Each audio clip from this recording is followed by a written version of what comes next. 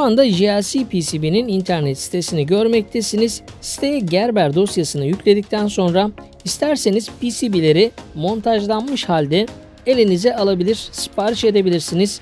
Gerber dosyasının ardından buradan parça listesini, buradan ise yerleştirme, yani parçaları yerleştirileceği yerleri belirten dosyamızı siteye yüklüyoruz. Gördüğünüz gibi sitemiz bütün dosyaları aldı ve artık PCB'miz elimize parçalar montajlanmış şekilde ulaşacak. Bu sayede zamandan ciddi bir şekilde tasarruf edebilirsiniz.